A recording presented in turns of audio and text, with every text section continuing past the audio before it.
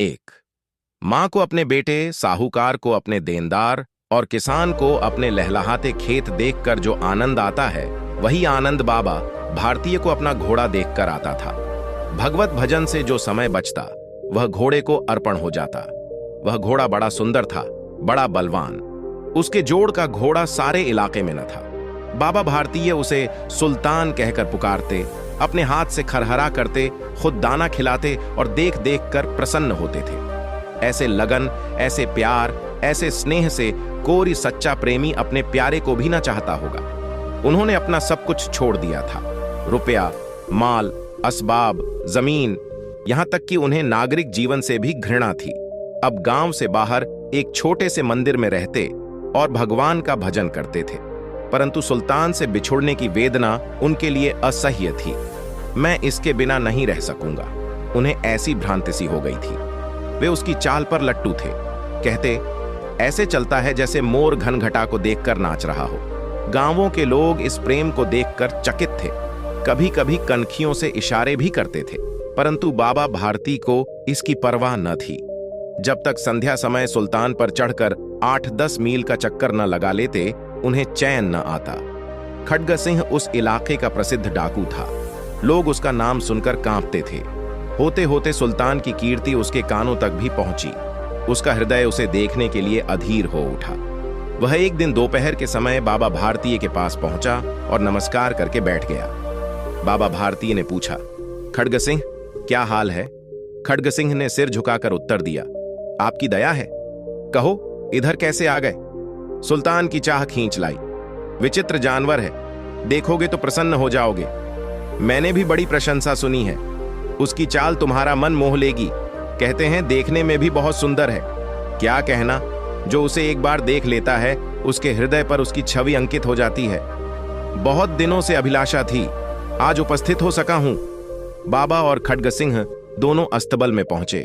बाबा ने घोड़ा दिखाया घमंड से, खड्ग सिंह ने घोड़ा देखा आश्चर्य से।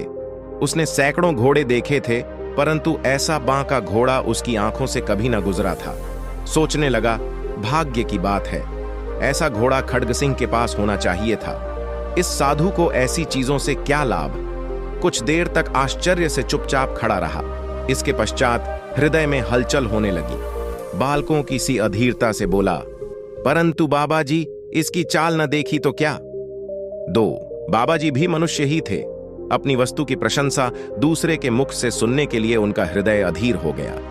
घोड़े को खोलकर बाहर लाए और उसकी पीठ पर हाथ फेरने लगे। एकाएक उचक कर सवार हो गए। घोड़ा वायु वेग से उड़ नाचने लगा।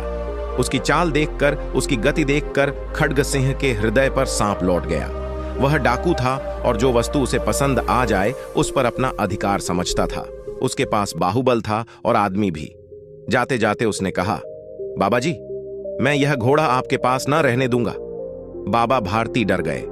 अब उन्हें रात को नींद ना आती थी। सारी रात अस्तबल की रखवाली में कटने लगी। प्रतिक्षण खड्ग सिंह का भय लगा रहता, परंतु कई मास बीत गए और वह न आया। यहां तक कि बाबा भारतीय कुछ लापरवाह हो गए और इस भय को स्वप्न के भय की नाई मिथ्या समझने लगे। संध्या का समय था।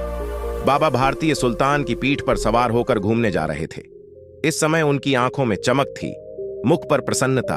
कभी घोड़े के शरीर को देखते, कभी उसके रंग को, और मन में फूले न समाते थे। सहसा एक ओर से आवाज आई, ओ बाबा, इस कंगले की सुनते जाना। आवाज में करुणा थी। बाबा ने घोड़े को रोक लिया। देखा, एक अपाहिज वृक्ष की छाया में पड़ा कराह रहा है। बोले, क्यों, तुम्हें क्या कष्ट है? अपाहिज ने हाथ जोड़कर कहा, बाबा, मैं दुखियारा हूं, मुझ पर दया करो। रामाव वाला यहां से 3 मील है, मुझे वहां जाना है।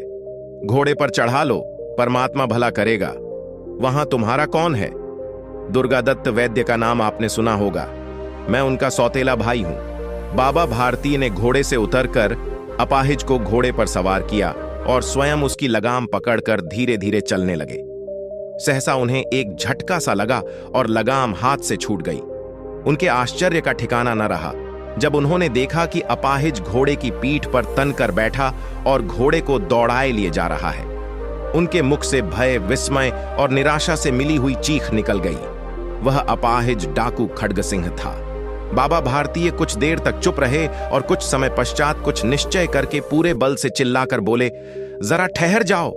खड्ग सिंह ने यह आवाज सुनकर घोड़ा रोक लिया और उसकी गर्दन पर प्यार से हाथ फेरते हुए कहा, बाबा जी, यह घोड़ा अब न दूंगा, परंतु एक बात सुनते जाओ।